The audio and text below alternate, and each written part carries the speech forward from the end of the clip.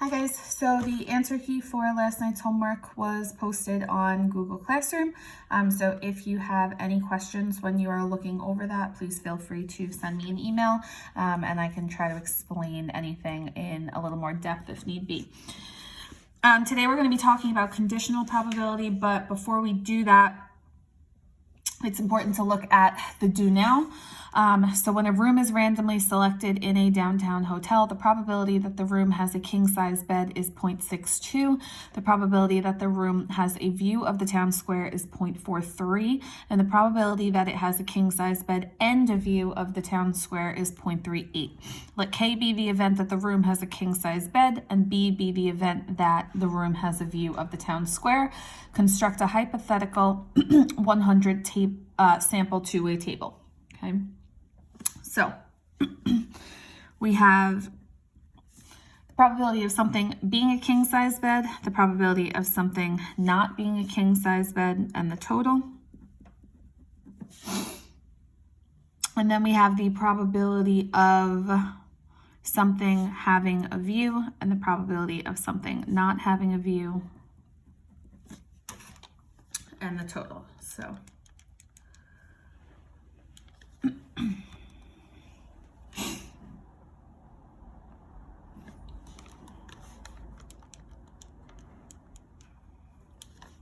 this should actually say 1,000 sample two-way table. Okay. Okay, so it says that the probability that it has a king size bed and a view of the town square is 0.38. But remember, if we're creating 1,000 sample table, that means we're multiplying every value by 1,000. So 0.38 times 1,000 means that the probability of king size and a view is 380. Then it says that the probability that the room has a king size bed is 0.62. So multiply that by 1,000 means that this is going to be 620. And then that means that this here has to be 240. They also say that the probability that the room has a view is 0.43. So that means that the total here would be 430. That would mean the total here would have to be 50. We know that the overall total has to be 1,000, and then we can start filling everything else in. So this has to be 570, this has to be 380, and then this would have to be 330. Okay. So part A says, what is the probability that a randomly selected room will have a view of the town square or a king size bed? So this means the probability of a view or king size, or means that we're going to add. Okay. So that means I want the probability of being king sized and having a view, the probability of just being king sized, and the probability of just having a view. So this is going to be equal to 380, which is the probability of both, plus 240, which is the probability of just having a king size bed, plus 50, which is the probability of just having a view, and that's out of the total samples, which is 1,000. This is going to be 670 over 1,000, and that means that our probability is 0.67%. Part B says, what is the probability that if a given room has a king size bed, it will have a view of the town square? So this part here is important. Given the room has a king size bed means that our probability is out of the total number of king sized beds.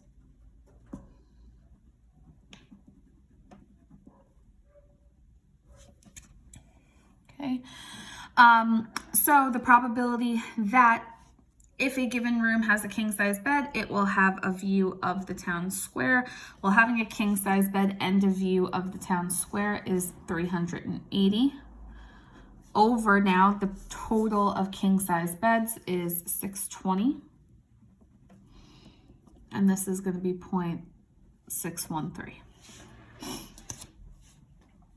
Okay. So now what we're going to be talking about today is conditional probability. So part B of the do now is what we refer to as conditional probability. It means that the probability of an event occurring depends on an assumption that the event has already occurred. The formula for conditional probability, A given B, is, so this little, I guess you could call it vertical bar or vertical line here, is read as given. So this says the probability of A given B is equal to the probability of A and B over the probability of B. So this is the formula that we'll be using, okay? So this means that out of all the outcomes where event B has occurred, we are finding the proportion of them that satisfy event A. In the case of the do now, out of all the rooms that have king-size beds, we look at the proportion of them that have a view of the town square. Using the information from the do now, we want to calculate the probability of a king-size bed given a view of the town square. And then is this the same as part B in the do now? So if we're finding the probability of a king-size bed given a view of the town square, so this is really our A given B, okay? So this means that we want to find the probability of A and B. So that means we want to find the number of rooms with a view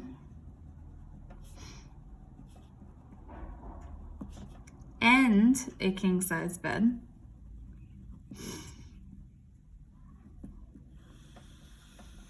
over the probability of B, which in this case is the view of the town square. So number of rooms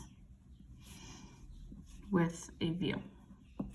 Okay, so it's the probability of rooms with a view and a king-size bed over the total number of rooms with a view. So whatever comes second in our formula is always going to be our denominator, okay?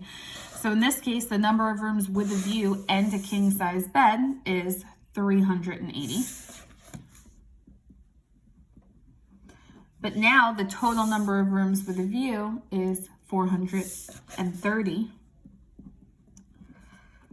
And this comes out to be 0.884. Okay, and clearly we can see that this is not the same thing as part B in the do now. So the conditions of the probability is going to affect the outcome of our answer, okay?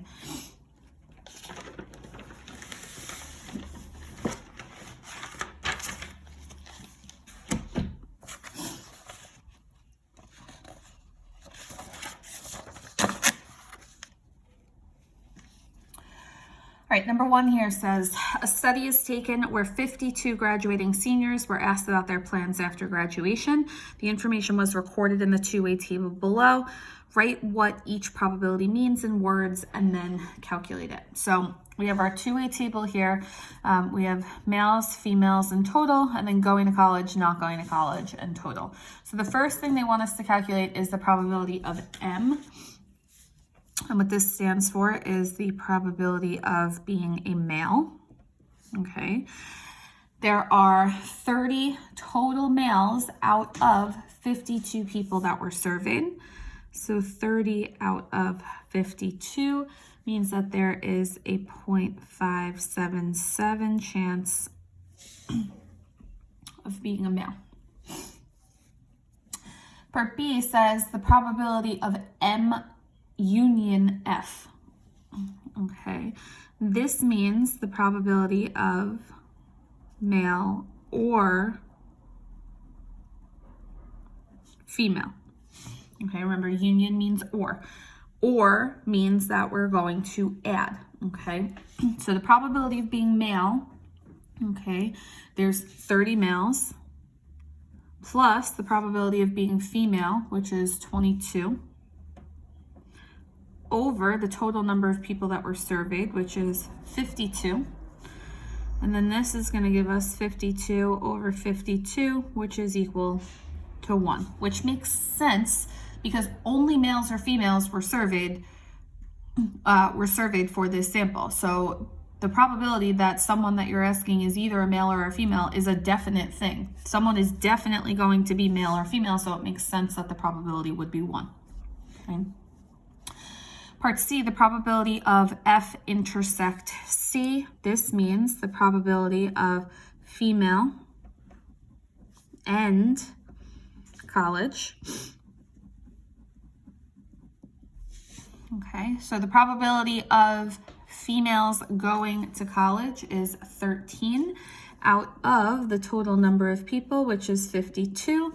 So this means about 0.25 females are going to college.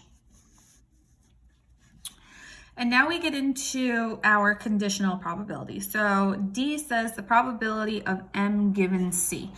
And what this means is the probability of male given college. So essentially, what's the probability that you are a male given that you're going to college is what this means, okay?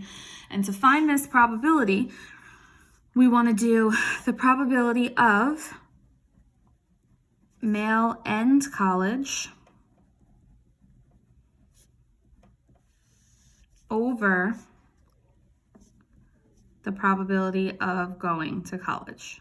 So this is the probability of A and B over the probability of B. Okay, so this is our A and this is our B. So the probability of being a male and going to college is 16. And the number of people going to college, the probability of going to college, there's 29 people that are going to college. So 16 out of 29 is going to give us 0.522. Okay. Part E says the probability of C given M. So this means the probability of going to college given that you're a male. Okay, and this means we want to find the probability of college and male over the probability of being a male. Okay, so whatever comes second is always our denominator. The probability of going to college and being a male is 16, but now the probability of being a male is 30. And 16 over 30 is going to give us a 0.533 chance. Okay.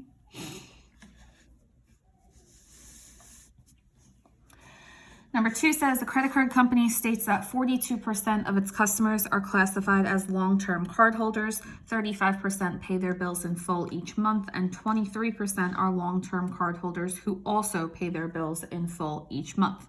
Let the event that a randomly selected customer is a long-term cardholder L and the event that a randomly selected customer pays his bills in full each month be F.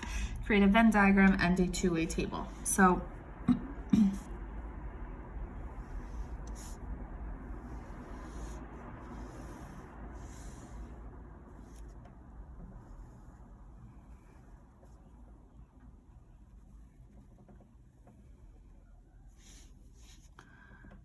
we have F and L, okay? They tell us that the probability of being a long-term cardholder is 42% or 0.42. They tell us that the probability of paying your bill in full each month is 35% or 0.35. They tell us that the probability of being a long-term cardholder and paying your bills on time is 23% or 0.23, and that is what's going to go in our overlap. Okay. So now I want to find the probability of being a long-term cardholder and not paying your bills in full.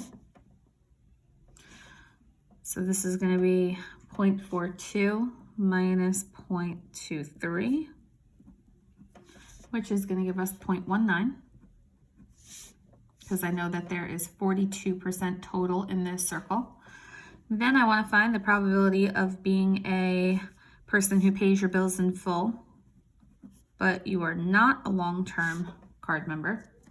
And that is 35% of people who pay their bills in full. So 0.35 minus 0.23 is going to give us 0.12.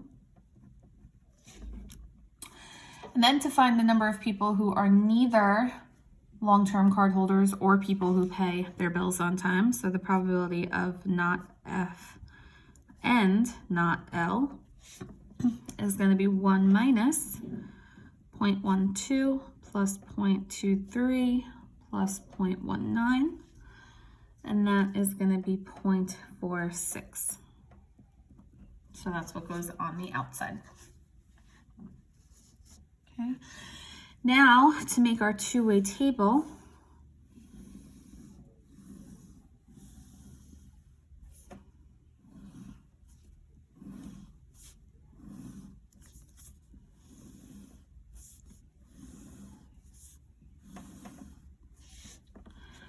so we have you pay your bills in full, you don't pay your bills in full, and the total. Then we have long-term cardholder, not a long-term cardholder, and the total. Okay. Again, we'll make this a 1,000-way table, a 1,000 sample table. Okay. So that means that this has to be 230 because the probability of both is 0.23, and 0.23 times 1,000 is 230. The probability of L and not F is 0.19, which is going to be 190. Add these two together. This has to be 420. 1,000 minus 420 means this has to be 580. The probability of paying in full and not being a long-term card member is 0.12 times 1,000 means this has to be 120. So this has to be 350. This has to be 460. And this has to be 650. Okay. So now they want the probability of F given L. So this means the probability of paying your bills in full given that you're a long-time cardholder. So what this means is that you want the probability of F and L over the probability of L. So the probability of F and L is 230 over the probability of just L is 420. And this gives us 0.548. Now, just the probability of F, well, the probability of being a full-time cardholder is 350 out of 1,000.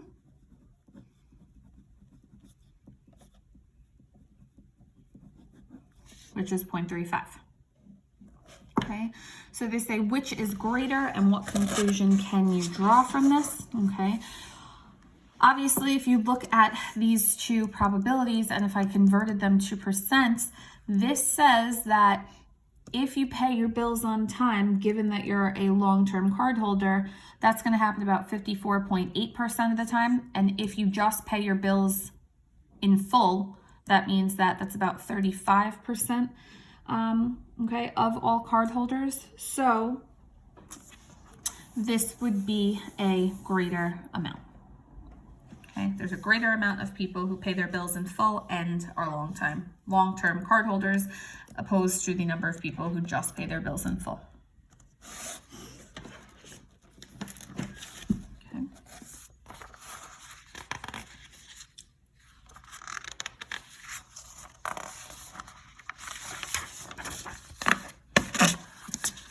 Okay, I want you guys to try number 3 on your own for classwork. So 3 and then A through D. And then we're going to look at number 4 together. So historically, a given day at the beginning of March in upstate New York has an 18% chance of snow and a 12% chance of rain. If there is a 4% chance it will rain and snow on a day, find the following probabilities. So we looked at an example similar to this, I believe, earlier this week or at the end of last week.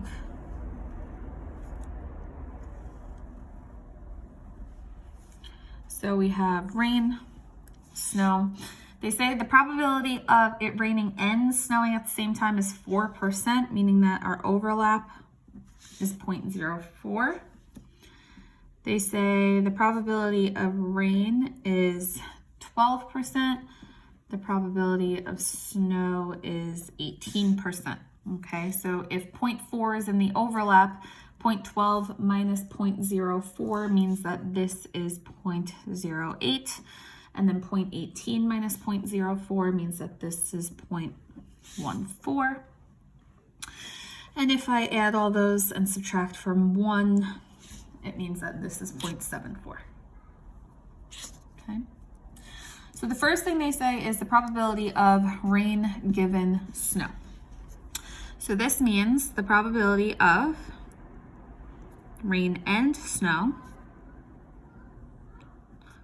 over the probability of snow.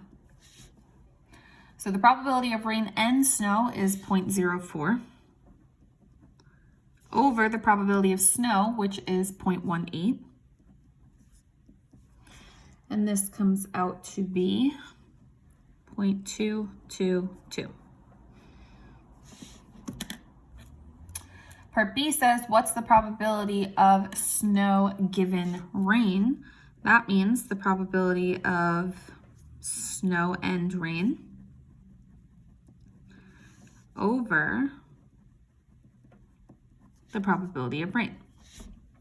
So the probability again of snow and rain is 0.04 over the probability of rain, which is 0.12. And this comes out to be 0.333.